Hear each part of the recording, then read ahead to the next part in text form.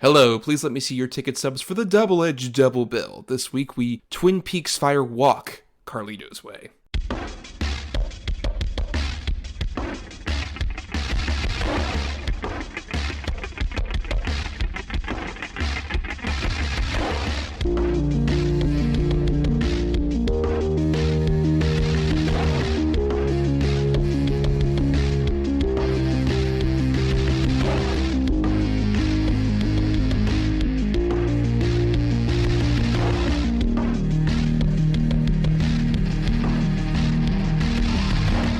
Each week, Adam Thomas and Thomas Mariani will come to the table to discuss the randomly selected yin and yang of a double feature.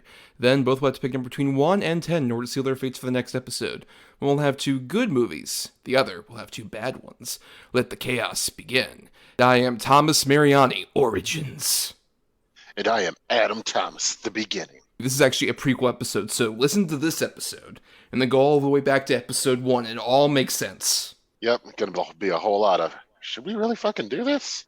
I don't know. I mean, it could work. Who knows? It won't last like over 200 episodes. That'd be awful if that were to happen. Oh, man. Oh, I know I was a failure then.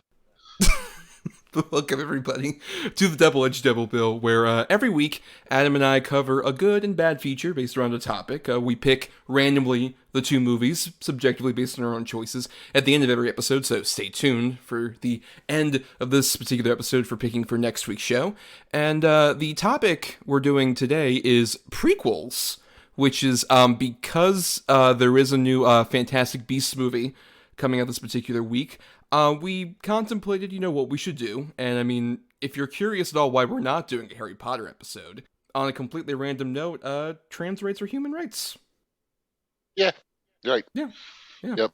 And fuck J.K. Rowling, of course, as well, yes. Yeah, well, yeah, for sure. And it's kind of, unfortunately, we're tying this into Fantastic Beasts that stars a very, very problematic star. Yes, I know, Jude Law, you hate him so much. You're just not a fan of him in general, right? Nope. I know, it's just that's the problem. Right, 100%. Right. I love they removed one problematic star, only for another one to become problematic right before the movie came out.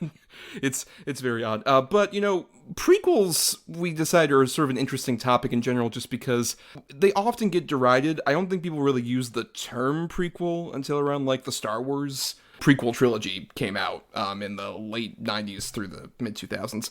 And it kind of got a bad rap, I think, because those movies weren't necessarily the most successful at it, though prequels had been made prior to that point. Do you think making a prequel is an inherently bad idea, Adam? I mean,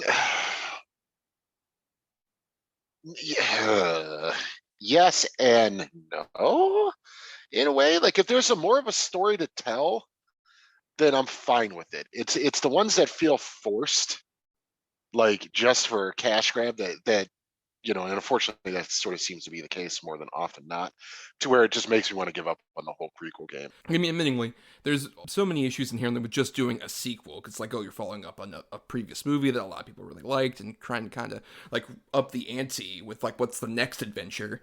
With a prequel, it's even more hard because now we're finding out how these characters got to this original station. It becomes the problem of to quote the Patton Oswalt thing about the Star Wars prequels, it's just oh, hey, you like this person?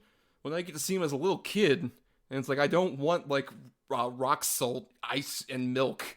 I just want the ice cream. I want the stuff I love. I think that's an inherent problem. It's just we don't necessarily need all these explanations. But I think in the best case scenario, it's not so much we're all just leading up to finding out specific details, how those came to be, and then eventually getting to the point where we initially introduced the characters in the original movie. It's more about let's see what this actually adds to the other movie that we've already seen previously. What new information that actually gives you a bit more to chew on. Yeah, and I'd say out of our 2 picks, one of them does that in a very bizarre, interesting way, and the other one doesn't do it at all. No, they don't. And we might as well get to our 2 picks, which you had the bad ones, but we should mention our patrons, edgelords over there at patreon.com/GEDBpod, ended up choosing on a poll for your bad pick for this, which was Carlito's Way, Rise to Power. Then we'll be talking about my good pick we picked at the end of the last episode, which was Twin Peaks Fire Walk with Me. 2, like you mentioned, very different takes on doing a prequel, to say the least. But we're going to start with the bad one here with Carlito's Way, Rise to Power. This here's the story of East Harlem. Italians, Puerto Ricans, and blacks, all in a three-sided war. And then one day, that's what made the peace. The dope. Everybody working together in the business. Come on, Carlito, what do you do? Hustling, thieving, anything for dollars in them days. What I tell you, one day you're gonna meet the right kind of man. Wanna start making some real money, Charlie? When you take something that's mine, spit in my face. You stay away from my sister, you understand me? You was in on it. So you're responsible. I'm putting contracts on you, Rocco, and Earl. We can't go to war with this guy. You making decisions for me and Rocco now? We work for you? You are gonna hand us everybody. Otherwise, you're going down with them. Carlito. Every day I want you to remember one thing. You still alive. Because of me. So Carlito's Way, Rise to Power came out September 7th, 2005, straight to video. Oh, big shocker. Yep. What, the production value was so good on this. I was so shocked. Yeah. But this is a prequel to the 1993 film Carlito's Way, which, interesting origin story for that movie is that Carlito's Way, the 1993 Brian De Palma film, is based on a novel by Edwin Torres, but not the one called Carlito's Way. Because Edwin Torres, he wrote Carlito's Way as the original novel, but then had the sequel After Hours, and most of what is in the 1993 film is based on After Hours. But Brian De Palma didn't want to confuse it with the Martin Scorsese movie called After Hours, so he changed it to the title of the first novel. But this movie is technically more of an adaptation of the actual novel called Carlito's Way. Right. Yeah. And, just let's be fully transparent. You had not seen the original up until watching it for this show, and I want to get kind of what you thought of that before we get into the prequel. Yes, we should definitely talk about the original Brian De Palma movie. I hadn't seen it until doing research for the show, and I think that movie's pretty great, pretty fun. I mean, with the caveat of, obviously, Al Pacino is playing a Puerto Rican gangster, and he has a very particular accent, which I think for most of the movie he, dips away from. Earlier on, particularly during the narration and stuff, the bookends, which is my biggest problem with that movie. I do not like the weird bookends with the spoilers, the dying monologue, particularly at the end, where it's just oh, looks like my number's up, closing up shop, everybody. Oh, everything's gone. It's just okay. Right. Al, calm down. But right. I mean, it's a really investing story. I really like it's that Brian De Palma style that is always so immersive, particularly so many shots of people walking around that are just so fucking stellar.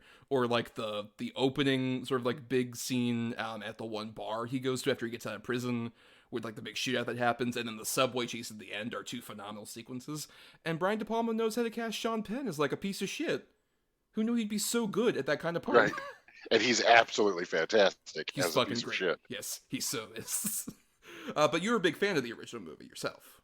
I am. Yeah. I mean, I have all the same feelings you have about it. Al Pacino's accent is ridiculous. Honestly, other than his accent being bad, he's still performing the shit out of it. He's still very good at it. It is very well shot. Brian De Palma, I mean, can make the most boring, mundane thing seem exciting if he wants to. Like you said, just them walking around or close up on people's faces, or, that slow yet methodical subway chase scene. It's really exciting, and it's just guys ducking behind walls, basically. It helps a lot, though, that Al Pacino, whenever I say walking, he's more dancing and walking simultaneously throughout that movie. It's so great. Yeah, definitely. He reminds me of the pimp in The Simpsons when Homer goes to New York. Or he's disco stewing it a bit. Yeah, he's definitely, again, disco stewing the shit out of it. It's almost like he's listening to music that nobody else is in his head. But that's, again, it's a very well done movie. It's one of Pacino's greats.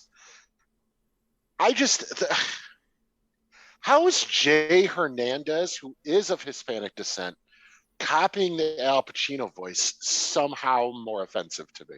He's trying to less do an actual Puerto Rican accent to make up for that, and doing a bad impression of a bad Puerto Rican accent.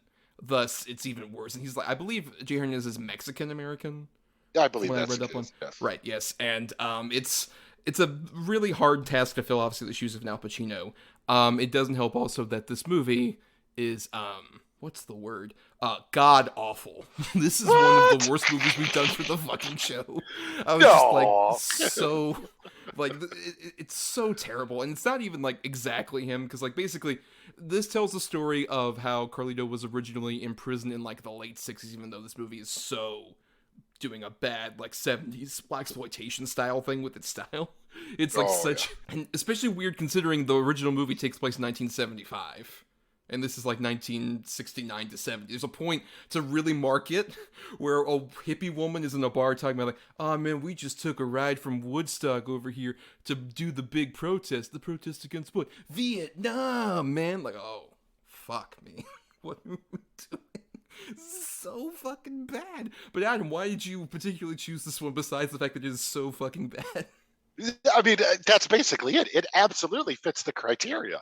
I mean, in every way possible.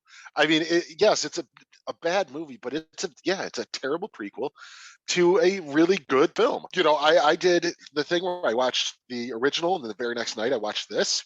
Like, I've seen this before, probably right around when it first came out, back when I used to rent anything that came out. But it hadn't been since then. So rewatching it, after rewatching the original for the first time in a while too, I was just sort of dumbstruck by the whole thing. Like, jaw to the floor, but not in a way like, I can't believe this is doing this, but almost in a way like my face fell asleep. It's so bad. It's so bad. And yeah, Jay Hernandez doing the Pacino accent, but also like the wardrobe choices with him, especially his hair. Like, I don't know I think it's a wig. I'm not 100% sure. It's really bad. And then it's like Mario Van Peebles is, okay. But his brother, that character is just so one note. I have so much to say about that brother character. We'll get to that. There's a lot. There's a lot. Yes. Yeah, but yeah, basically, like you mentioned, Mario Van Peebles is one of like this trio who meet in prison in this opening sequence where they're in like the biggest prison cell I've ever seen.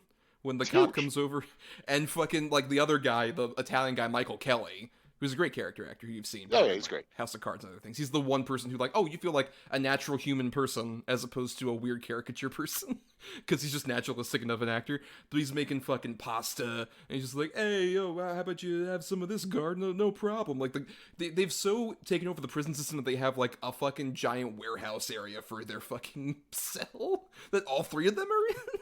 Right, and it's like, for what? For why? So they can cook? Like, you never get the idea that any three of these guys are anybody that's really super important, like, before they were in jail. Like, they say it, even in the opening sort of scene with the three, that Carlito's just a weed-dealing punk. Michael Kelly's sort of like an underling of the mob. And Mario Van Peebles' character just is a book runner, a numbers guy. Like, how did they get this such special treatment to where, I mean, you're telling me I got to go to New York to get tomatoes? That's what I'm telling you. But that guard is like, hey, look, it's better than when my wife cooks it. Hey, ooh, hey. Right, but these three meet up in prison, and then after they get out, they start to basically take over the mob world of Harlem. And they become like the dynamic trio, just solving all the problems. While dealing heroin. Right, while dealing heroin, obviously, in part because of the connections that Michael Kelly has with the Burt Young character. Cousin Paulie, sure. Yeah, of course, of Artie Bottalotta, which I love the fact that they introduce him in an Italian restaurant, eating some kind of pasta, but it's clearly not any sauce on that pasta. It's just like buttered noodles, basically. Oh, it's clearly buttered noodles, and then eating leaves of spinach. Yep. Which I'm sure was just the demand of Burt Young, just like, I will only eat this on set. It's like, okay. Yep. All right, whatever you need, man. You're one of the top stars of this movie, unfortunately. So, and they have some run-ins with some other mob people, particularly Sean Combs as Hollywood Nicky, who's like the local like big black gangster that's on the block, and he's introduced with an espresso machine inside of his car, and he's drinking and coffee. A rotary phone. Right, and a rotary phone in there, of course, yes. And I can't emphasize enough how much, like, Sean Combs looks so much like he regrets being here. Like, every single shot is just a man full of regret about, like, why did I sign up for this? I fucking hate that I'm here. I'm so much better than this. And honestly, as not good an actor as he is, yes, you are. You have some self-respect. Why are you here, Sean? Right. Because he's not that good of an actor. I mean, he's fun in small little bit parts. Like I'd say, Get Him to the Greek, or like It's Always Sunny in Philadelphia. When he shows him in that, like he's fine. But other than that, no, he's terrible. And I mean, man, do they try to give him monologuing scenes, and it is just some of the worst shit I've ever heard. I don't care if it's $100 or $1. Stealing from me, I take it serious. Now give me a cream soda. That scene, it's edited so poorly with the way he shoots that guy. Where he just, like, he takes out his gun, the guy looks over, and then for a while we're just focused on, like, the woman who was sitting next to that guy. We don't see that dead body until, like, Sean walks into frame and looks down, and then there's a wide shot. Just like, what the fuck is this? And it was just laying in a pool of, like, looks like ketchup, basically. Yeah, it's very, very, in case you couldn't tell, straight to DVD prequel, didn't have a high budget. I'm sorry, folks, but it does not look great. Does have a very, very awkward sex scene, though. Yes. Can't forget about that. Which is another baffling thing about this movie, that, like, Carlito has a romance with Jacqueline DeSantis as Leticia, which is so weird because in the original movie, it's established that he had a romance with someone before he went to prison, the Penelope Ann Miller character. Right. And it's like, oh, naturally you'd see, like, them meet and all this other stuff in this prequel. No mention of this woman. At all. No indication she's, like, exists at all.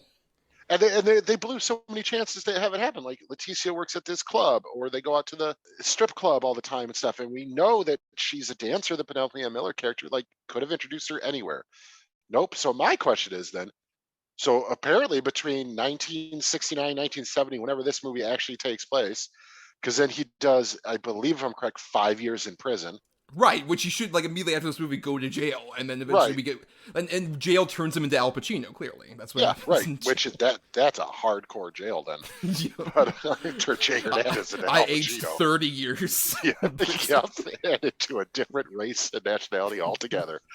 But so Leticia apparently dies, I'm guessing, or she leaves him and there's no mention again. After the very like insulting ending of just like, oh look, I made it to paradise, which was the whole thing in the original movie. They wants to like leave this life and go to paradise. Like the whole point is that he doesn't go to paradise. Right. That ruins the whole point of the original ending. Oh no, yeah, dude. This movie, if watched back, like I said, with the original, it's a slap to the face. Like, it makes every decision that happens in the original completely null and void if you were to take this as canon, which, don't do that. If you like Carlito's Way, you do not need to see Carlito's Way rise to power to add to your enjoyment. If anything, it's just going to perplex you. Trust Adam Thomas, moderator of the Carlito's Way wiki, who has all the character pages set up and everything. I do. This is Carlito's Way Legends, not an actual canon story. Right, exactly. They try so hard to have like the cool soundtrack from the early 70s, and it's just like almost sounds like bad Guitar Hero cover versions of songs. Right, yes. Like, it's just so fucking bad. But I want you to go ahead and get talking about Reggie. Yes, Reggie, played by, apologize, sir, if I mispronounce your name, Mr. Matume Gaunt. Don't you dare apologize to him. Well, no, because the whole thing is that this character, Reggie, is the brother of the Marvin Van Peebles character, Earl, who after they've been, doing all sorts of great, like, rising up the crime ladder and all this other stuff, he's like, you know what, I'm going to retire and marry my old lady and just go off to this island. I want to leave all my contacts and stuff to my younger brother, so I want you guys to show him the ropes, to Michael Kelly and Jay Hernandez.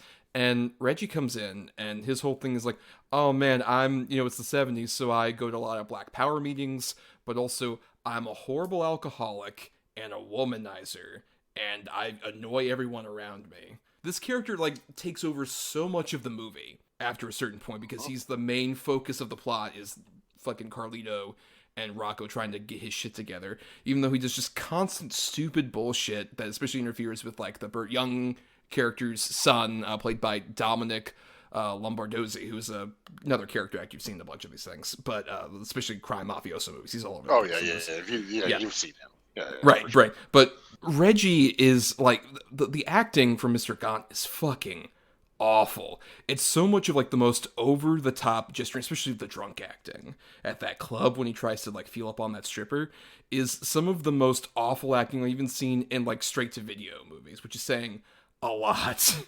Like, this is even sub straight to video fucking movie level acting. It is so fucking terrible, and so much of the plot hinges on him, especially like the climax ends up having to be like, you guys are gonna get fucking killed because of this guy's actions. And he's like such a fucking like cousin Oliver for this fucking stupid mob movie who just like messes everything up at every chance. There's nothing redeemable about this character, and he's fucking like annoying to be around.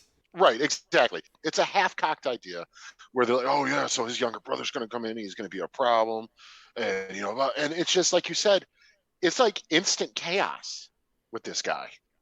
Like, he instantly walks in and like, the first time you meet him, he's telling Marvin Peoples basically to go fuck himself. And, I don't need shit from you and blah, blah, blah. And then Carlito's buying him suits. And then they're at the club and he's wearing his old gear again. It's nonstop spitting in the mafia guy's face because he won't shake his hand. Like, what the fuck is going on here? He's one of those characters where the second he came on screen, I'm like, I really want this character to die. Like, I really don't like this character. It has nothing to do with any of the politicking of it or anything. It's just such a poorly written character. The politicking doesn't also help that, like, one of the prominent black characters is, like, this womanizing asshole who especially is, like, oh, like, Carlito dresses him down, like, all you do is, like, try and fuck ladies and drink all the time and go to those black power meetings. Just like, what are we saying? No, I completely agree. Then they just do the character even dirtier by his ultimate end. Like, what happens to him, it's so dumb and wasted. And also, why are we recasting Luis Guzman in this movie? Yeah, because he was in the original movie, and the typical Luis Guzman part, which is fun in that movie. I love any time him. Oh, yeah, it's great. Just like talk. He's like the typical like affable, lovable Luis Guzman, as opposed come to on, a bodyguard for you. Why is this a bad idea? Right? Like, yeah, the exact role you want to see Luis Guzman do. He's so great Yep. at it, as opposed to here, where he's just like, oh hey, I'm a drug addicted hitman who will murder people. It's just like, Luis, this isn't you, buddy. You're trying to stretch yourself, but this just it feels so weird. Yeah, he's a cokehead. Yeah, where he's really a drug addict, yet like likes to skin people alive. Yet for some reason, after like 24 hours of meeting him, he's got such high respect for Carlito. And you're just like, what the like, let me drive your car. It's the best car I've ever seen. And you get that kind of like stare down. What? Like, it's just so stupid. And then like, Giancarlo Esposito, you're so much better than this too. To be fair, this was at a point where he hadn't had Breaking Bad yet. That's true. He was like, the most he had was like, oh, I'm like bit characters in Spike Lee movies prior to this. Like, after like Breaking Bad, he doesn't need any of these bullshit, but this is like right before. I'm sure this is him thinking like, God, I gotta get something fucking better than this. And thankfully he did. Yeah, for sure. So you loved the movie. It's so great, so wonderful. I mean, if nothing else, it's like you said, I'm glad it gave me the excuse to finally watch Carlito's Way, which does so many of these same things so much better. Like, even we talked about like the Reggie character, he's such a pale imitation of like Sean Penn's character in the original, right? Who has a similar role of just being like the dude who Al Pacino's like, oh no, I'm trying, like, he's great, guys, don't worry about it. He's on the level, he's my buddy, and he's like a fucking psychopath who does stupid things, but you can believe it because Sean Penn fully embodies this guy, makes him a three-dimensional asshole who you totally see like why he does these horrible things and why he's such an awful piece of shit, but it's kind of entertaining to watch, and also doesn't help that he has like the best hair possible. Oh, it's great hair. It's so fucking great, terrible hair. It's so good. How insulted did you feel? And it's such a simple thing, but when Pacino gets out of jail in the first one, he's like, I'm king of the world is my oyster, and he's going through all those catchphrases. Then they let Jay Hernandez do it at the end of this one. Mm-hmm. The same speech. You're like, why? What? That's the thing you're tying in? Like, that's the moment? They're like, oh, okay, yeah, Carlito. I get where that came from now. Because none of this other shit is ever talked about or mentioned in the original. So, what the fuck? That's the weird thing, is sometimes the movie wants to give you like specific things about like, oh, this is the origins of how he's able to like get those catchphrases or whatever. And then other times, like the Penelope Ann Miller thing, are just like, oh, we don't care about the original movie. Just like, pick a side. Yeah. You're like, what are you going to do? Yep. So, best prequel ever made, baby. So great. Don't you feel so much more appreciation now you can go back to Carlito's Way? Like, oh, of course, all these things that were so all of that stuff that happened in that hour and 45-minute movie that does not have anything to do with this one. Great. This 2.5 hour long movie that doesn't even bother with that bullshit. Good. And also like I mentioned, some of the bad filmmaking here, going from like a Brian De Palma to Mr. Michael Bergman, who was a producer on the original film and produced a few Al Pacino movies as well prior to this.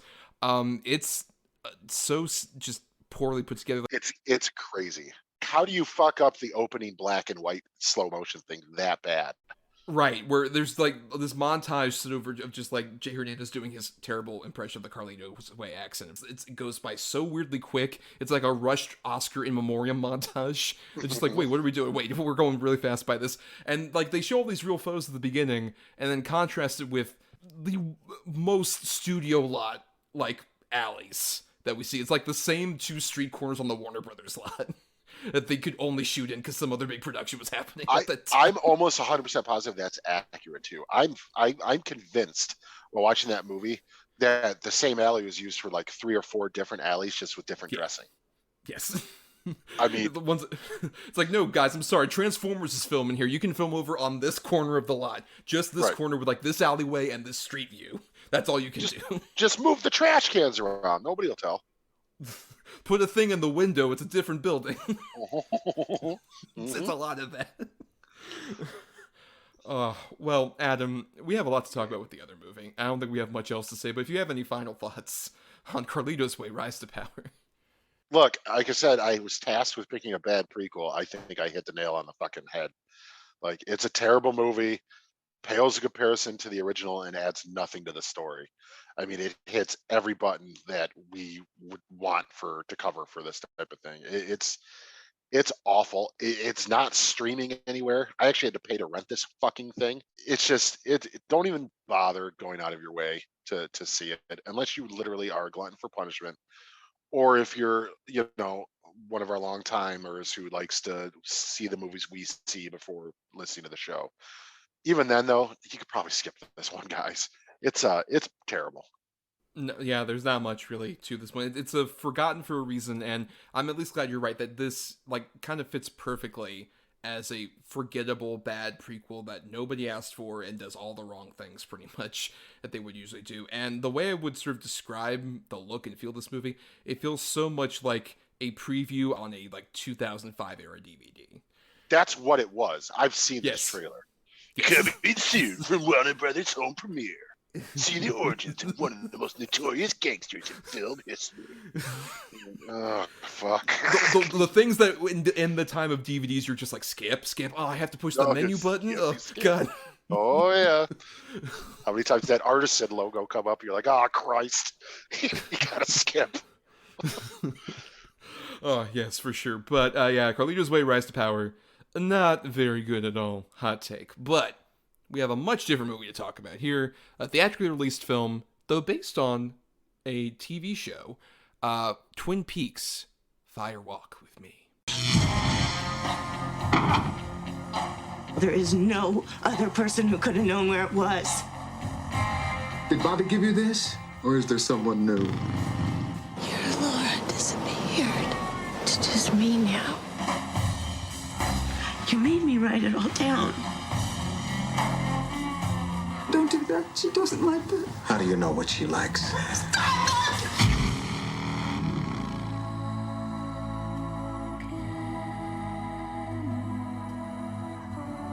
Who am I? I don't know.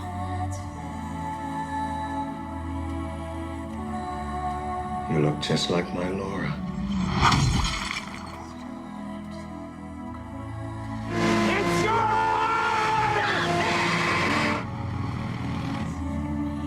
Don't make me do this!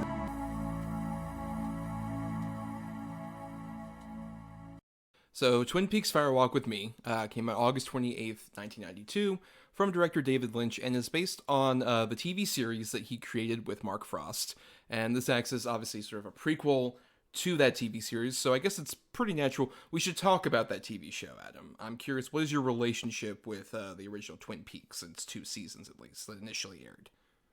I came into it very, very late. I, knew its reputation. Obviously, I knew who David Lynch was already by that time. My brother loved it. One of my uncles really loved it.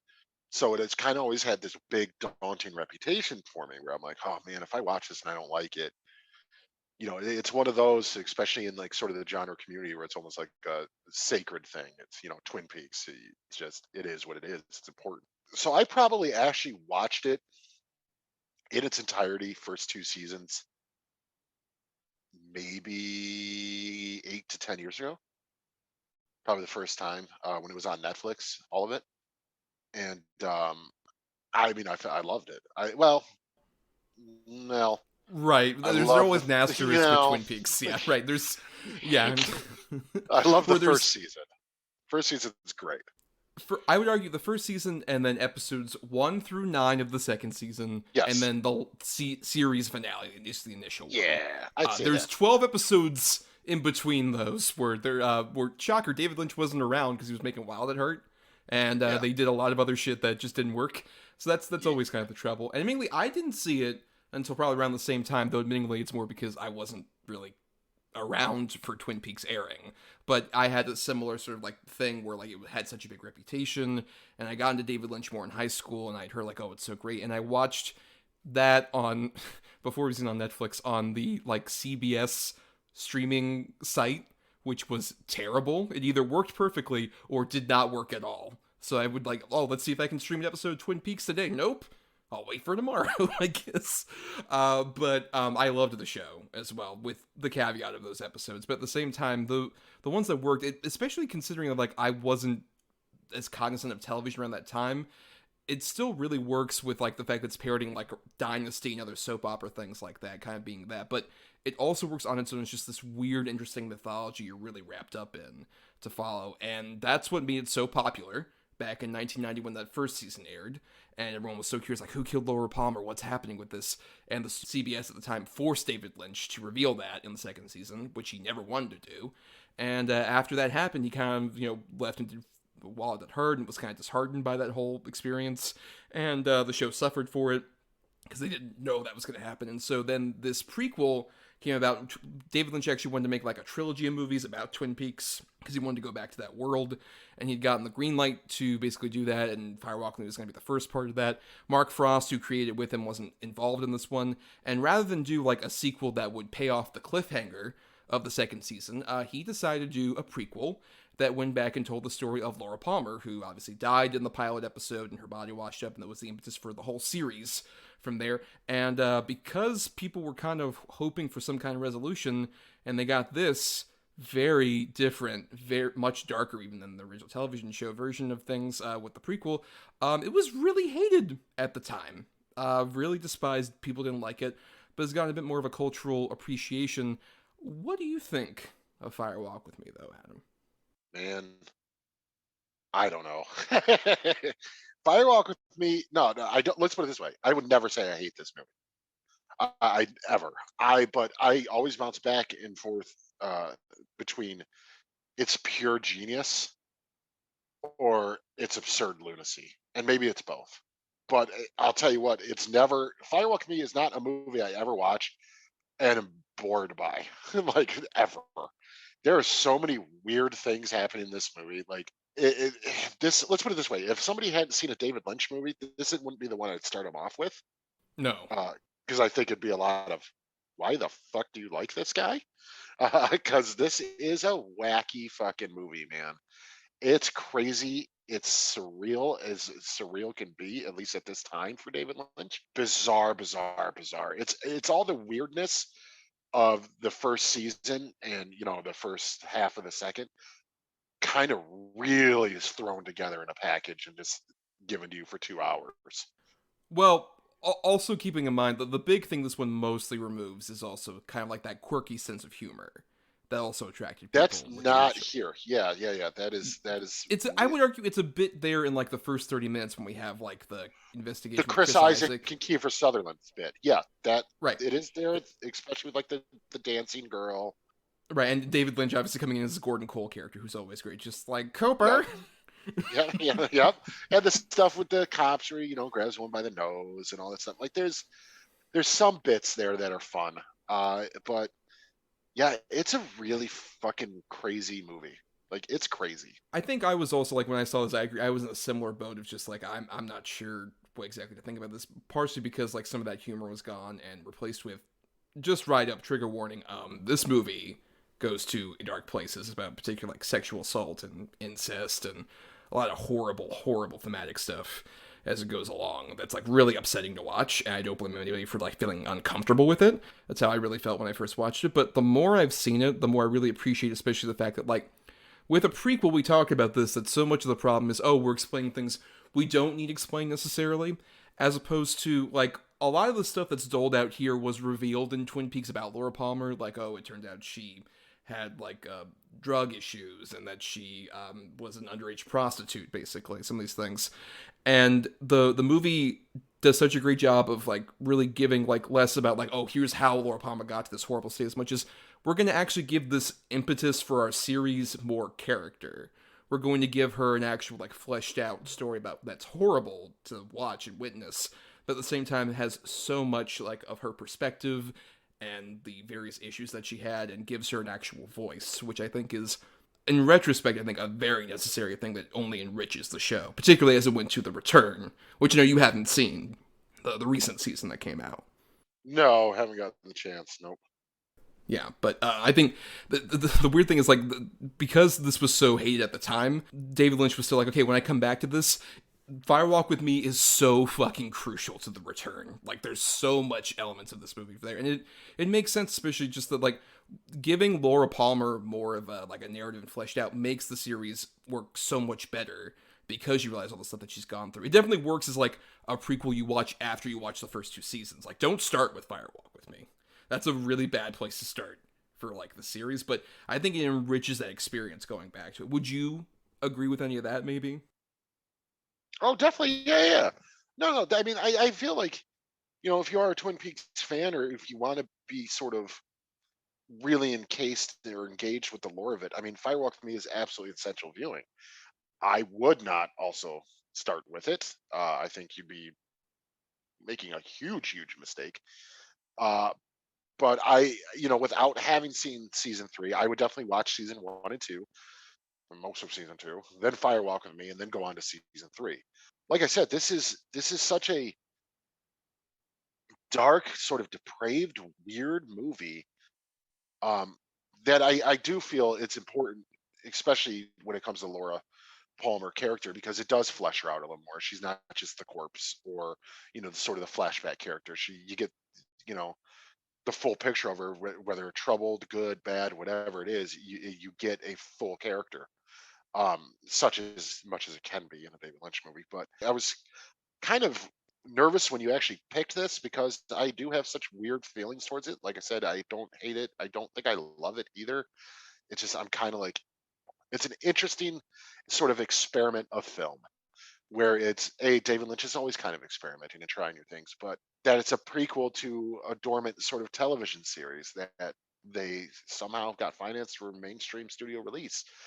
And, it's just, for all those factors alone, it makes it sort of a gem that you got to see. But going into it, the movie as a whole, it's kind of an assault on the senses in many different ways. Like you said, there is the sexual sort of assault stuff and the pedophilia, incest sort of angles and things like that, which are very troublesome to watch, especially because, Ray Wise in particular is really going for it. He's really disturbing. Right, and also Cheryl Lee is really putting so much into, like, being this victim. Particularly...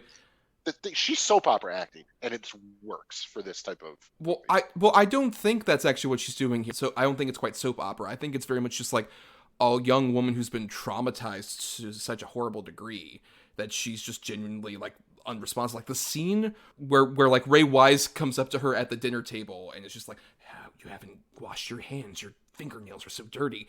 Her reactions are so mortifying. It's just like, oh man, this girl they're very big so too. much. Right, they're big. They're very big. Yeah. Right. I would argue Ray Wise is also going big at the same time. Oh, are you kidding me? Ray Wise is ham. Yeah, he's going straight ham. But I wouldn't even say it's ham, though. It's more like operatic. Yeah, that's a good way to put it. Yeah, that's a good way to put it. Acting almost like to the rafters kind of thing with what we're doing here, where it's like dealing with like obviously all the symbology and stuff like that. These actors definitely trying to be like, no, we are performing as like sort of big, massive figures while at the same time telling a very intimate story. Yeah, I mean, yeah, that's a good way to put it, and that adds to the sort of the strangeness of the whole piece as well, and the tragedy that's inherent. And the tragedy, of course. It's just the story of this woman falling apart, and you like, and it's all the more tragic because you know where it's going to go. But because you're so invested in her story, you're just like, you want to reach out and like get Laura Palmer out of this. You don't want to see what ultimately happens to her happen. But yet, that's the brilliance of the movie in a weird, perverse way. You want it to happen so you know where it's going, because you want Twin Peaks as well. Because you care so much about what happens to the characters in the aftermath of her death. In a really bizarre, macabre way. You're not rooting for her to die, but you're ready for it. Well, and also it makes you feel so much more invested when, like, at the pilot for Twin Peaks is such a beautiful, like, example of how to, like, set up everything, particularly with how many characters just, like, break down, like Ray Wise or Lara Flynn Boyle is the original version of that character and stuff like that, where they find out this news and it's devastating because Laura Palmer was like, oh, she's the homecoming queen. She's this, like, character who everyone thought, like, oh, she's perfect, she's great, everyone loves her, she loves everybody. It's such a great thing. And then finding out, like, oh, on top of all of this, she had such a troubled home life. That, like, it makes you, if you go back and watch the Twin Peaks pilot, like, you're crying along with them. Oh, yeah. It's just like, Jesus Christ. Oh, yeah, dude. Well, I mean, yeah, the Twin Peaks pilot's one of my absolute favorite pilots of all time, period, across all television. It's so unlike anything else that, well, came before or since, really. But, yeah, it just, you know, now I kind of want to go back and watch the series. I got to get on to season 3. Like, what the fuck? I really want to talk about that maybe as a Patreon thing about the return. Yeah, but I don't know, man. I don't like doing what you want to do. But anyways. Well, good point. You haven't done 204 episodes of this show yet. This is the prequel. Right. Yeah. But I tell you what the fuck we're watching. But it's such a bizarre film. I mean, it does at its core have it's the story of sort of the deconstruction of everyday America and what young girls might be perceived to be in small town America, and sort of her deconstructing due to some of those pressures and also due to outside forces.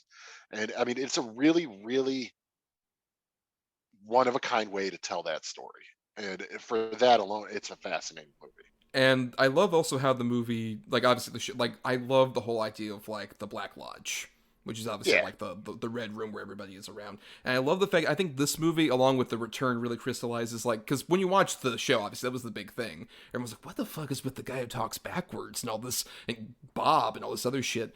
Really, I think at least the interpretation I've come to, especially coming back to this movie now, is that all the stuff in, like, the Black Lodge is basically, like, these supernatural forces are a metaphor or a physicalization of, like, intense misogyny, because like all of them are like male characters who are like, or if they are female characters, they've been just like sucked in to this lodge by these like the main sort of people, especially when like the Gambosia thing comes about, which is like translated as like pain and suffering. It's literally just like, oh, they want to have like suck any kind of like joy out of people and just get like whatever pain and suffering they can have and have that blood strewn on the floor by the end of it. It's like so upsetting, especially obviously like Frank Silva as Bob is one of the most terrifying villains in anything, and all he does is mostly just like stare at the camera with his face. It's so upsetting every time he shows up. I mean, yes and no for me on that one. Like I think Frank Silva's great when it's just like, especially when they're rapping Laura and you get the different shots between the plastic of Ray Wise and then him. Like I think he works best when it's just a flash of him, but when I think Frank Silva really overdoes it. Like to me, it's in almost like slapsticky comedy way. He's never really worked for me. How does that overdo it in like a David Lynch sense, though? How does that not fit with like a weird David Lynch world? Well, let's put it this way: I never found him scary. Like I never found him to go with what you're saying. I never found him terrifying or anything like that. Like it's fine. It works in the context of sort of what everybody else is doing. But to me, it never was like, oh, this is guys. Horrifying. Like never did that for me. I mean, I always found that, especially the fact like whenever he shows up in Laura's room, like particularly there's a sequence where like Laura walks in, she sees him like right by her dresser, and he just like comes after her because he's like this big sort of like a force that like if you saw him in real life, you'd just be like, oh, he's just like some guy who wears fucking like a Canadian tuxedo, basically. It's all in jean stuff, whatever. But when you put him in like the specific light that Lynch likes to put him in, I think it just makes him this unsettling figure that, once again, he represents like this unrelenting, awful misogyny that just immediately wants to destroy people around him, particularly women, like at any cost. And I think just the contrast of that, especially with, admittingly, Ray Wise is more like authentically terrifying in a way where, like, if you saw him also, you'd be like, oh, he's just like the neighborhood dad or whatever, it's fine. But the moment he like arches his eyebrows, like when he's looking outside the window, he just looks around with his like evil menacing grin, it's just like, oh, this is fucking unsettling. I think it's probably the fact that, like, I guess on his own Bob wouldn't be as unsettling, but I think it's the fact that he has just this influence over like Ray Wise and other people that makes it unnerving. I maybe have the same thing for, say, like Michael J. Anderson as the Arm, the you know, the little person who talks backwards and all that other shit. But I think Bob just is like really unnerving, especially, I guess I agree with you more when he's just like kind of in the room and he suddenly pops up. Yeah, like the classic, you know, behind the chair or dresser or whatever from the original, you know, where he's back there and like the mom catches him and you're like, dude, this is fucking terrifying. Like that, to me, it works the best. Right. But then again, there's like so many other sequences, like all the stuff where we mentioned those characters, like in that one room when like there's this whole sequence where David Bowie shows up at Dale Cooper's office with Gordon Cole. Like the first time we see fucking Cooper, he's like, somebody's following me, and he looks at the security cameras, and then David Bowie comes in, and then they intersperse like David Bowie's weird Louisiana accent with all this footage of like Bob and the Arm and these other people like above a gas station for whatever reason, and it's the most weird, bizarre David Lynch shit possible. If it wasn't for that shit, this movie wouldn't work. If it wasn't for just how bizarre he goes with it. Because let's face it, if it wasn't for him just going full 10, then it would just be, oh, okay, let's get Laura Palmer's origin story. Okay. But the fact that he goes crazy with it too really makes it exciting and makes it feel almost not like a prequel. It almost feels like a standalone thing. I mean, obviously it's not, because you get Dale Cooper and all that in there, but it's the absurdity and the lunacy and the sort of abstract nature of the storytelling that really makes this work.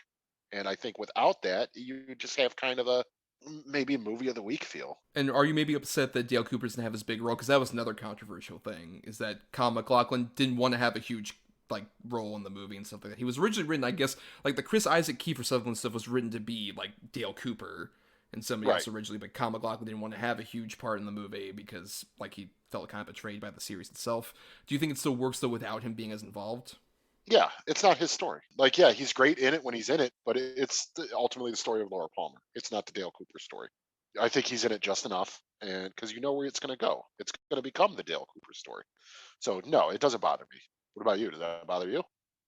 I mean, not necessarily. I think what's interesting about the opening, like 30 minutes or so with like Chris Isaac and Kiefer Sutherland is the fact that like it's kind of towing a line between like it's kind of similar to what you saw on the show, but it's a bit different. And more importantly, with like the Chris Isaac version of this, if it was Dale Cooper kind of doing the stuff about like, oh, the woman who was dancing, like here's all the coded different stuff and this is what it means and all those other things, I don't think it would nearly work as much as like the intro basically feels like it's David Lynch introducing the idea of like, oh, you guys want answers to like all the stuff that happened in Twin Peaks. Well, here's this guy, this detective who might be able to solve all of that. Sure, like he's able to catch all my symbolism and stuff like that. Isn't that like, don't you feel like you're in comforted hands? And then that dude disappears, and you don't get that anymore because you gotta like go for the ride of the Laura Palmer story, which goes into like all these horrible directions and stuff like that. And even like the stuff that's a bit more grounded, quote unquote, still feels surreal. Like all the stuff when Laura and Moira Kelly go off to the one bar and they're in that one like strobe light room where it's meant, I think, to parallel all the stuff in the Black Lodge, basically saying like, oh, that same kind of like awful patriarchal like shit that like these girls are being sucked into is the same way in this like actual real space that they enter. Is like, it's so unnerving. And the fact that you have like the subtitles and that music that just keeps going like boom boom boom boom boom boom boom, and that the pink room thing, it's just like, it's one thing, it's surreal even within like the spectrum of like, oh, this is stuff that's actually happening in the universe. It still feels like unsettling and otherworldly. Again, though, that's what makes this movie work so well. It is the otherworldly element. It is the abstract nature of the storytelling. And I completely agree with you. I like the fact that he sort of teases with the besides the character. I'm sorry, the name's escaping me. And his character name, it was a good name. But I like the tease, sort of that he's going to figure it out. He knows all this little weird shit, and he's gonna sort of get to the bottom of it. Him and Kiefer Sutherland, even Kiefer Sutherland, like, I could figure it out. I just got to take the body back to Oregon, and okay, I think that's a good idea, and all this stuff, and then just gone. So then you're just left in the sort of what the fuck is going on now sort of aspect of kind of the entire movie. Yeah, Special Agent Chester Desmond, by the way. Yes, yeah, that's a great Chester name. Desmond, yes. Chester Desmond, baby. But yeah, it keeps it. That's the whole point, and that's what makes it so good. It sort of just keeps you guessing constantly, like, what the fuck is going on? And like we've talked about with David Lynch too, which is part of his genius. You see it in Mulholland Drive, and which we've covered, and a lot of his other movies too. It's kind of up to you to how to interpret it, because no matter how you interpret it, the results are going to be the same. Like, we still know Laura Palmer dies. We still know there's a show based around how she died, who killed her, and all this stuff. But as far as all the cerebral weird shit, it's up to you to take it how you want it to be, because it's not going to change the results of the story. Right, it's more about sort of the emotional truth of it, as we mentioned with our David Lynch episode, right? Exactly, and I think that's sort of the genius of Lynch and this movie too, where there's going to be several scenes, if you've never seen this movie, where you're going to be like, what the fuck is happening? And the good thing about it is it doesn't really matter. As long as you're able to understand the core idea of the story and things like that, the rest of it is just icing on the cake, and whether or not you want to eat the icing is up to you.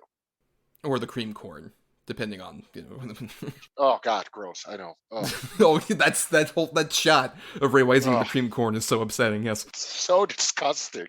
Right, but what I like also is the fact that it's like you mentioned. There's certain things I'm not sure of the significance of, like the ring.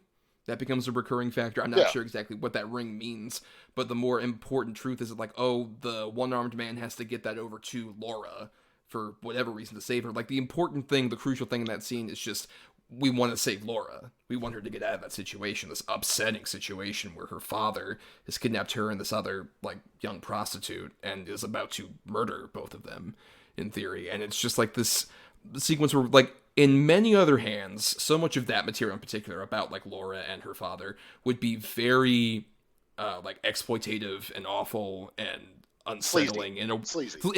Sleazy, as opposed to, it's unsettling here, but it's so much more focused, once again, on, like, Laura Palmer, like, is breaking down in a way that's very investing, and you feel so much more in her perspective, to where it's just like, when this is like all falling apart, it's so tragic. Even like another thing, the angel thing, I'm not sure what that means, but I feel somewhat satisfied by the ending of, like, she found this angel that's apparently supposed to protect her to some degree, I guess. Yeah, like she has that, at least. I don't know, but I still feel like choked up at that moment. I don't know exactly what it means, but like, I'm crying, honestly, by the end of that. It's such a weird thing where like we mentioned, the emotional truth is what's so much more important. But let's go ahead and do some final thoughts, since we've been talking about this quite a bit. Adam, your final thoughts on Twin Peaks Fire Walk with Me.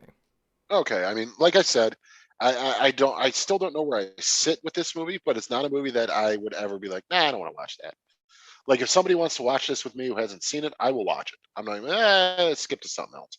This is a very interesting movie for a lot of the reasons we've already talked about. One being a prequel to a dormant television series that had a wide release.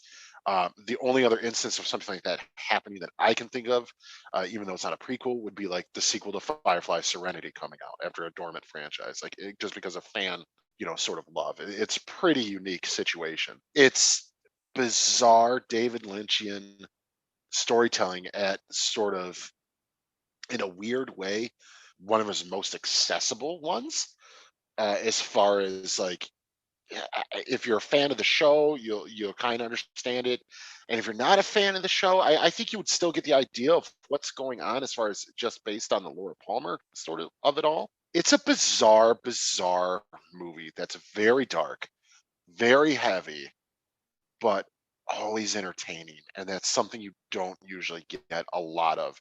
Like, a lot of dark, macabre movies, you'll walk away and be like, oh my God, that was disturbing, and they might stick with you. This one will stick with you too, but I'd argue it's going to be for several reasons, not just the dark stuff. I just think it's a really interesting movie. I can't say good, I can't say bad, but I can say it's extremely fascinating. I think with this watch, I've grown from like my initial kind of similar trepidatious feelings about it to I kind of love this movie. I think it's such a beautiful little story that like we mentioned, it's such a weird untraditional prequel. There are sequel elements, like we see Kyle MacLachlan in the Black Lodge, which was done like near the end of the original series at that point. So there's some sequel elements technically kind of put about, but like with any David Lynch thing, in Twin Peaks and specifically, like things are non-linear and weird and all over the place.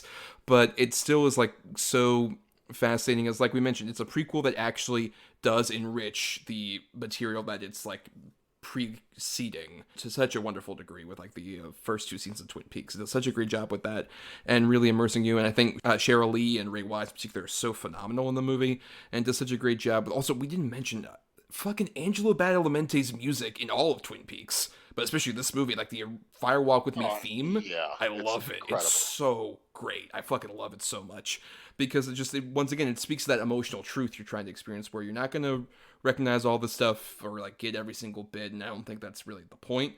I don't know if I'd say it's the most accessible, if nothing else, because it gets really heavy and really brutal in a way where like I don't want to go back to this movie all the time because it's just kind of devastating. But at the same time, it's a great example of like a movie that earns that kind of devastation. It earns like the fact that you experience all this horrible shit, but it's for a reason as opposed to feeling like exploitative and shitty. I think it does such a great job with that. And also, if you haven't seen it, there's 90 minutes of deleted scenes from this movie that involves a lot of the characters from the show. Like there's only a couple people like the Log Lady and some of the other like, you know, more supernatural characters that show up from the show in here. But there's 90 minutes of stuff with like Jack Nance and all these other people called Twin Peaks: The Missing Pieces that unveils a lot of stuff, including more David Bowie in a really unsettling fashion. But enough about that, Adam, because we have to do our weekly segment, The Double Redo. Double Redo. Double Redo.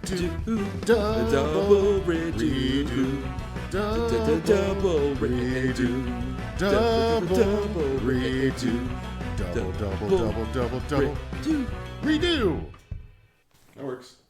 Yes, the Double Redo, where every week Adam and I recommend a good and bad double feature for all of you based around the topic that we're doing. So we have each two good movies we'd recommend that you watch, and then one that we'd recommend you avoid, for sure related to prequels in this case. And Adam, you're going first on this one. What are your choices? All right, so my choices couldn't be further from each other as far as type of movies. But I really enjoy them both, particularly, you know, as we've mentioned several times on the show, Thomas and I will do movie nights, and we were doing a thing where we were going through several series that we had seen. So we eventually went through the Purge movies, which I had only ever seen parts of the third one and and all of the first one. So we went through them all, watched them all, and by the time we got to the fourth one, which is called The First Purge, which is the dumbest name. It's so hard. You're like, yeah, I like The First Purge. Really? Like, oh shit, yeah. Well, the one with Ethan Hawke in it? No, no, god damn it. But anyway, The First Purge is, in my opinion, easily the best of the franchise. I do like number two quite a bit, and Frank Grillo's really fun in it. It's basically playing the Punisher and all that sort of stuff. But the fourth one, a really cool sort of way to tell a class system story. Skeletor is terrifying. I'd argue he's one of the best like main sort of antagonist of the series. Our main lead is a bad motherfucker, super tough. Marissa Tomei is on a lot of green screen, which is unfortunate. But other than that, I think it's just a super solid action horror. Heavier on the action than the horror, but when the horror and the scares and the gore is there, it's tense as fuck, and it's really well done. And then for my other one, I have actually Monsters University. Now, I know a lot of people might take a little bit of umbrage with this choice or this movie, which is fine. I get it. It's not as good as a lot of the Pixar ones, but it's super cute. And I watched it with my kid, I don't know how many times. I really love it. I think the animation is stellar in it.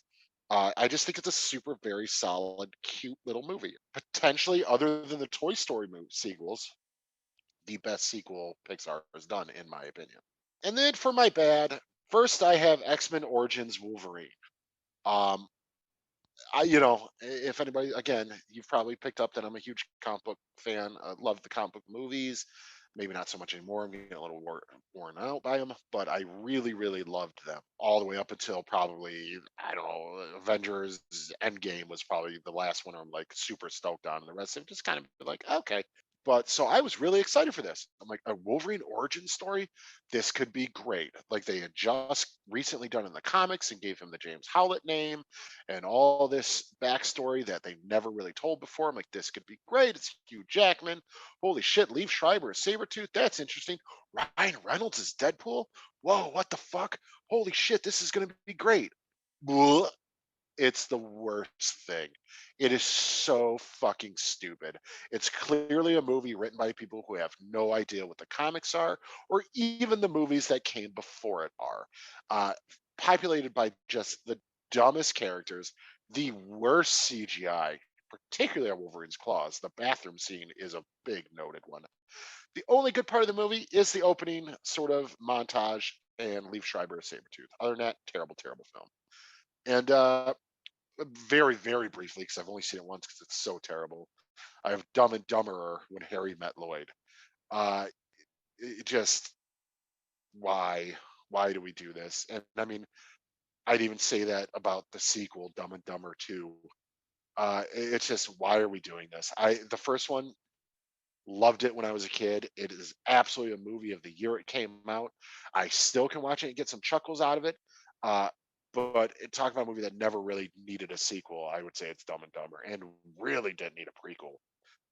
It's just fucking cash grab on every sort of feasible level there is. Well, I have seen all of these trivia. I saw Dumb and Dumber in a theater before I'd ever seen the original Dumb and Dumber. Ouch. Ouch. Yeah, right, yes. It was very bad, though credit to, this was going around when he unfortunately passed recently, but Bob Saget has the one good bit of that movie, where he, in a really terrible setup about, like, somebody has, like, smeared shit all over, like, a room in his house, he was like, there is shit all over my walls. It's an actually genuinely fun delivery of that particular line, but otherwise, yeah, very terrible movie. And X-Men Origins Wolverine is kind of like the poster child for a bad prequel, especially like, oh, here's how he got his jacket, and oh, here's how he lost his memory with a fucking bullet or whatever, and all this shit. One of many movies where Taylor Kitsch was like, oh, he's gonna be a star, and then he popped up like, oh no. Oh, Taylor, it's the beginning of the end for his career. It was really unfortunate for him. And yeah, just a lot of bad, dumb shit. Well, easily one of the worst, like, comic book movies in recent memory, for good reason.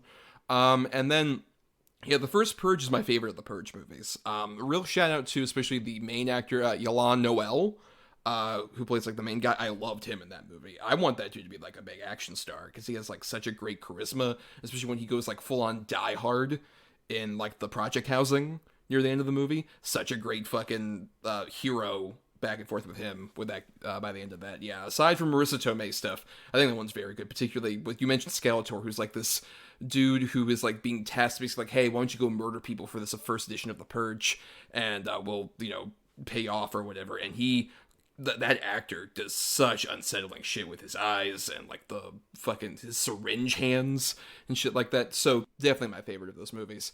And then Monsters University, it's weird where I think the first 2/3 are kind of like a fun, decent, like sort of parody of college movies. It's like fine for me, but I will say it's probably one of my favorite third acts Pixar has ever had, where I really love that whole, spoilers for Monsters University, the fact that they kind of get dumped from college and they kind of realize like, well, this didn't work for us this way, but we can still like find our calling and get some kind of like happy ending through a different means. I thought that was a really interesting, good message for kids. Actually, just because you don't go the traditional route doesn't mean you can't have a fulfilling life in a different direction. I really liked how that all ended up there. But it's time for my choices for prequels, and I also have some interesting choices here. I'll go with first the more traditional prequel, which is a Ouija Origin of Evil. which this is a prequel to the 2014 film Ouija, from this one being from director Mike Flanagan, who we've talked about has like really gone up in the horror world as a reason. I think this is kind of the real start of his incline in terms of he took the premise of like, hey, you have to make a prequel to a really bad horror movie that made a lot of money, and you have to like do something with it. And he's just like, fine, I mean, I'll do something. And he made a pretty solid movie out of like really terrible beginnings with like, basically it's about this family that lives in like the 1960s, and it's about like, it's a single mom and her two younger daughters who have to deal with the cursed magic of this Ouija board. And it ties in kind of to like this one bit of the original movie with like Lynch that's really dumb, but it's basically about the younger version of Lynch's character, and it has a lot of scary moments. It has a lot of like really good performance, particularly Lulu Wilson, who we talked about with the Annabelle Creation, another good prequel that is much better than its original source material. It does such a great job of like taking very meager ingredients and making a really solid, effective family character-based horror movie out of it that I was really, really stunned by when it came out a few years ago. It deserves a lot more credit than I think it even gets to this day. And then the other one I have is kind of also a sequel at the same time. It's a prequel and a reboot. It's so weird. It has so many different permutations. And also, it came out in the early 70s. It's Escape from the Planet of the Apes, where basically, if you don't know what the original Planet of the Apes, there were the first two movies, Planet of the Apes and Beneath the Planet of the Apes. And in Beneath, at the very end, Charlton Heston like didn't want to do any more of these movies, so he's like, well, I need you to end this all. It's like, okay, we'll blow up the planet Earth, I guess, and we'll end the series here. But Beneath made a lot of money. So they're like, fuck, we need to make something else. Come up with something. It's like, okay, how about we take the Cornelius and Zira characters, who were the two ape couple played by Roddy McDowall and Kim Hunter. How about we put them in some weird thing where it's like, oh, right before the planet blew up, they went in a spaceship, and they got into a time warp, and they ended up in early 1970s New York. So these apes that talk are walking around New York City and become celebrities initially, and it's kind of like this fun thing, but then as the movie goes along, it presents the idea of like, well, what if these talking apes showed up, and how does that basically create the anti-ape sort of establishment of the government that wants to stop them from being a thing. And basically, the two characters create the Planet of the Apes by the end of the movie, with the child that they have ending up being the first intelligent ape that will be able to speak, as is later detailed in like Conquest of the Planet of the Apes and Battle for the Planet of the Apes. And I just love how they like were caught in the corner with the ending of Beneath and just made this really like clever, funny, and brutally emotional by the end of its story about these two lovable characters who we liked in the original two movies, and just saw them like, you know, have a completely different situation in their lives and really become like these different fun-loving people, and then actually start to potentially grow a family that tragically falls apart by the end of that movie so wonderfully. That one is like my second favorite of those original Apes movies. It's so stellar, and like I mentioned, has this weird sequel prequel vibe that is just so creative and new for particularly that series. Like, I want to do a Planet of the Apes episode mainly to talk about Escape from the Planet of the Apes. Such an underrated movie, stellar little movie that I'd recommend anybody just go back and watch those old Apes movies. They're so fascinating. It's such weird early franchise filmmaking. That's really interesting to go back to. And then my two bad ones, I'll start off with, you know, speaking of a Fantastic Beasts movie coming out this week, I have a Fantastic Beasts: Crimes of Grindelwald. It has all the same problems that we kind of talked about with like generally with prequels, but like, oh, here's the origin of this point, they introduced Dumbledore in here. In this like prequel series, it was just supposed to be a side spin-off thing about Newt Scamander, this guy who like hunts around for like magical beasts in the Harry Potter universe. Okay, that sounds like it could be fun. I think the first one is fine, if pretty forgettable, but at least sticks to that premise a bit more. By this second movie, and what's planned to be 5 movies, J.K. Rowling didn't give a flying fuck about any of that anymore. She's like, look, here's Dumbledore, and here's the origin of this spell, and oh, Grindelwald, now played by Johnny Depp, isn't he so spooky? And it's just like, it's so long and dull, and it's just like, it's just Pottermore the movie.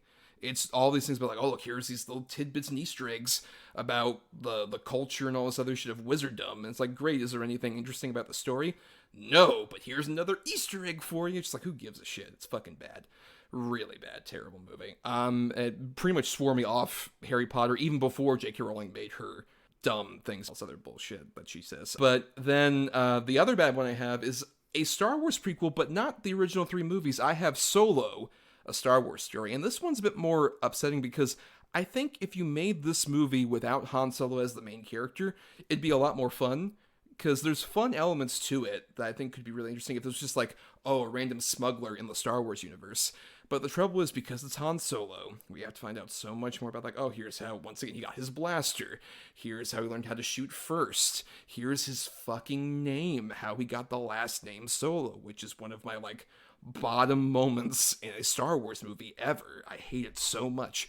But if this was just, like, a completely different story where, like, Alden Ehrenreich played, like, San Holo, or whatever, some random new smuggler we didn't know about, and he went on some adventure where he didn't meet Lando Calrissian or have Chewie, like, didn't have that baggage on him, it'd probably be like a fun little slice of, you know, the Star Wars universe we hadn't seen before, but all the prequel elements just drag it down so much, despite some fun elements, particularly, I think, you know, Donald Glover's really fun as Lando Calrissian when he gets enough to do, but overall, I just think it's a very disappointing, bad movie that kind of killed the spin-off Star Wars movies for a reason. Okay, so I have seen all of yours as well. Yeah, Ouija Origin of Evil, super solid movie. Mike Flanagan just, really, I agree. I think that's sort of the one where people are like, oh, this guy can polish a turd. The sequel to Ouija had no business being good, and it's really, really solid. Escape from the Planet of the Apes is my favorite of the original Apes movies. I own the poster. It's hanging on my wall right now. I think it is a terrific, terrific film. I love the acting. I love Ricardo Montalban in it. He kills me in that movie. He is going for the gusto, baby. But yeah, super solid movie. A lot of, kind of heavy shit in that movie too, that people don't really give it sort of the appreciation and realization for. Fantastic Beasts 2, I have tried 3 times to get through that movie. I can't do it. And it's so dull. It is, other than the opening, like, sort of chariot thunderstorm escape scene, which is pretty cool. But even then, it's pretty cool compared to another 2 hours of just bullshit. Oh my God, are you telling me she's Voldemort's snake? Oh God, I forgot about Voldemort, right? Nagini. Yeah. Like, who gives a fuck? It is so dull, so boring. And you just sort of feel bad for Eddie Redmayne the whole time, because, like, this is no longer about your character or going to be your franchise, buddy. So just hope you have fun being awkward. I don't know. The only person I feel bad for is Dan Fogler, who's just like, you finally found a good part in the first movie. Yeah, he's actually doing really well, too, in the first movie. And then Solo, yeah, I mean, I agree with everything you said. I hate that's how he got his blaster. I hate that's how he got his name. I mean, that is one of the worst things ever. I hate that's how he learned to shoot first. I hate that that's how he met Chewbacca. I hate that at the very end of the movie, yeah, I know about some gangster willing to pay top money, blah, blah, blah. I hate that we had to see what the Kessel Run is. Just all of it. All of it is just fucking, it's such fan servicey bullshit with no heart behind it. I completely agree. If we would have got any other sort of original thing, and I know they're doing the show for it, say what you will about the character, but even a character like the Cassian Andor character, like, we don't necessarily need a movie about him, but an original character like that from Rogue One that, people were, like, kind of endeared to and liked. We could do that instead of just going back to the well. And my least favorite part of Solo is sort of the reveal where, Darth Maul and Kira are together, and he lights his lightsaber for some reason. Like, we don't know who it is. My favorite thing about that, I saw Solo with a friend of mine, and when we were walking out, he was just like, man, I don't know how old is Han Solo supposed to be? Because this takes place before episode 1, right? Because Darth Maul shows up. I'm like, oh no, there's a whole thing where, like, after he got cut in half, he got robot legs and other bullshit from, like, the Clone Wars show or whatever. It's such a weird thing that, like, only geeks about Star Wars will get it all, and most people going there were like, what? Yeah. Why is Darth Maul back? That's weird. But I love that they think that people would be so stupid that if he didn't light his lightsaber, they might think it's somebody else. Right. Like, fuck you. Fuck you, Ron Howard. Fuck you, Disney. Like, you fucking idiots. I mean, definitely one of those where, like, the whole thing with, like, Lord Miller leaving, I'm sure, there were, like, some conflicts, but I'm sure they would have made a more interesting movie. At least, as opposed to whatever that was. Interesting, at least. Right, and compared to the Borefest that is Solo. Right, yeah. Well, it's let's repeat our titles here for everybody in case you missed them, Adam. For my good, I had The First Purge and Monsters University. And for my bad, I had Dumb and Dumberer When Harry Met Lloyd and X-Men Origins Wolverine. And then my two good picks were Escape from the Planet of the Apes and Ouija, Origin of Evil. And my two bad ones were Solo, A Star Wars Story, and Fantastic Beasts, The Crimes of Grindelwald. We want to thank some people like Chris Oliver for the intro and outro music used for our show. Listen more of his music at chrisoliver.bandcamp.com. Thanks to Christian Thor Lally for our artwork. Follow him at Night of Water, that's night with a K, _of_water, on Twitter and stuff like that to find a link tree and all his other great artwork.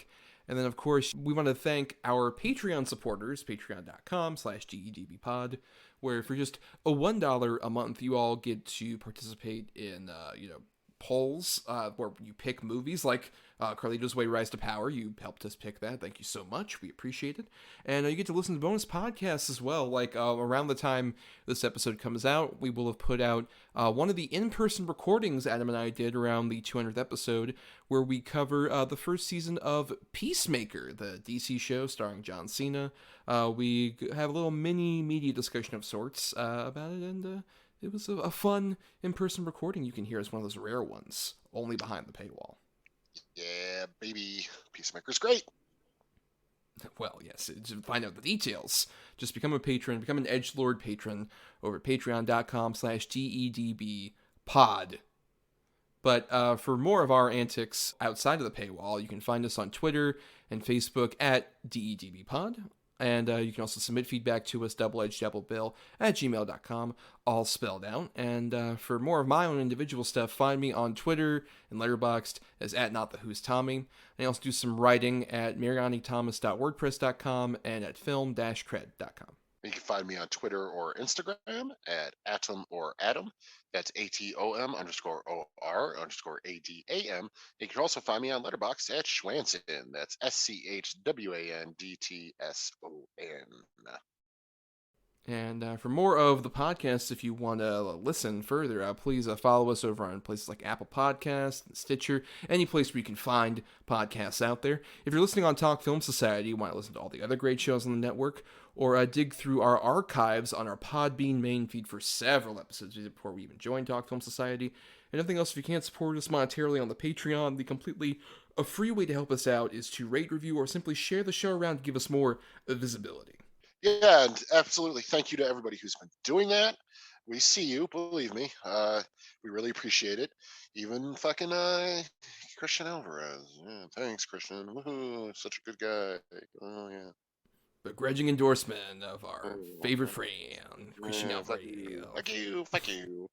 And now it's time we did our picking for next week's episode. Basically, like I mentioned at the top of the show, every week Adam and I pick a good and a bad feature related to a topic, and we switch up on the quality of who has good and who has bad for each individual episode.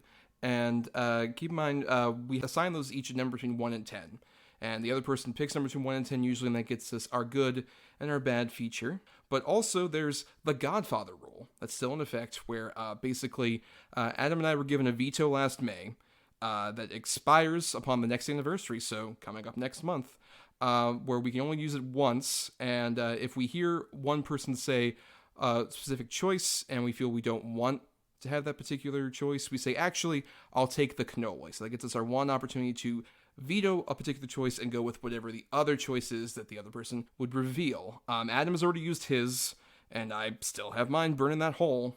So Adam has the 2 good, he chooses number between 1 and 10 for, and I have the 2 bad for next week's topic, which there's a bit of an unfortunateness attached to this topic in terms of if you're all aware of the news recently. Bruce Willis, one of our great movie stars, recently announced he was going to be retiring because he was recently diagnosed and is dealing with aphasia, which is basically a form of like memory loss and issues with speaking his lines and memorizing his lines and stuff like that, which was a real shame to hear, especially considering some of the recent movies that we've admittedly made jokes about on and off mic. Sure. Right, because we weren't aware, obviously, of what this was since he just announced what it was. And it puts those movies in a different light. Maybe those producers look a lot more shitty for taking advantage of a man. Yeah. Yeah, it's a shame. It is a real shame. But We always wanted to do an episode about Bruce Willis, but we never quite found the right time to. And we figured, you know what, we would like to celebrate the man's work, because we want to emphasize that, like, we're not trying to exploit anything about that dude ourselves here, because we're fans of when he was so fucking great. It was so good with Bruce Willis. Like, there's a reason why, like, John McClane and Die Hard became such a massive cultural figure in, like, action cinema of Hollywood. He's, like, I have so many great memories of Bruce Willis, even whether it is, like, the action stuff, comedy, or even the drama stuff he would do. We've, like, praised him, like, Unbreakable, we did on an older episode, and that's one of my favorite performances of his. Oh, yeah, mine too, 100%. Yeah, I mean, Bruce Willis has been a mainstay as long as I can remember. So, yeah, I mean, why not celebrate such an illustrious career, for sure. Given the nature of our show, there are obviously good and bad movies to choose from. I want to emphasize, as someone who's, say, picking the bad movies I have as my choices are at least fascinating movies that are worth talking about in the context of his career, not so much, say, any of the recent bullshit movies that feel like a bit more exploitative. We're definitely trying to, like, look back at a person's career with a bit of, like, you know, fascination at the bad stuff, but also appreciation of the good stuff. That's what we like doing on the show. So whenever, you know, something like this happens where it's somebody who's gone through something terrible, or where, like, the person has passed, we mean no ill will toward the person, the subject, by any means. Oh yeah, 100%. But now, Adam, you have the two good picks. I have my two bad picks for the career of Mr. Bruce Willis. I'm gonna pick number 6. Okay, at number 6 on the dot, I have a movie that I really, really enjoy. It's one that's not often talked about, but I think it's a tight suspense movie. I have 16 Blocks with Bruce Willis and Mos Def. You know what? I'm gonna take the cannoli on that. What?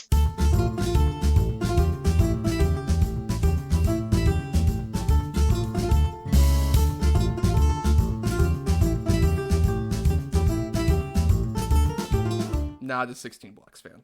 Oh, you had to use it. Look at you. All right. Well, at number 2, I have 12 Monkeys. Oh, fuck yeah. Good use of that cannoli. Oh, I'm so glad I took that. Oh, Mom, leave the gun and take that fucking cannoli. Yeah, 12 Monkeys. Hell yeah. Great. All right. I can't believe 16 Blocks is the one that got you. Okay. I mean, it was burning that hole, and it's just like, at this point, it's become a thing of, like, if I hear something like I don't want to cover, like, nope, out of it. Gone.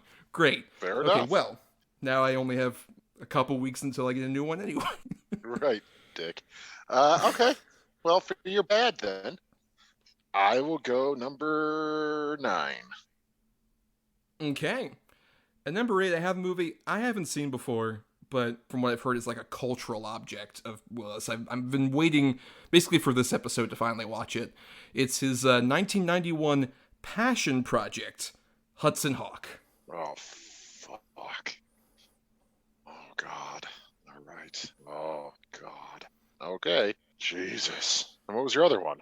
Well, on the other side of things, over at number 1, I had Blind Date. Oh, good Lord. Yeah, all right. Fucking hell. Look, like I said, I didn't want to pick any of the recent really bad ones. No. And Hudson Hawk at least sounds very fascinating to me from what I've heard. Just like, oh, this is like a famous train wreck of a movie that I'm curious to see. Okay. So 12 Monkeys and Hudson Hawk. That's a double feature.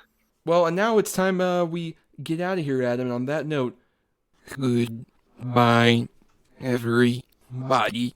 What in the fuck was that?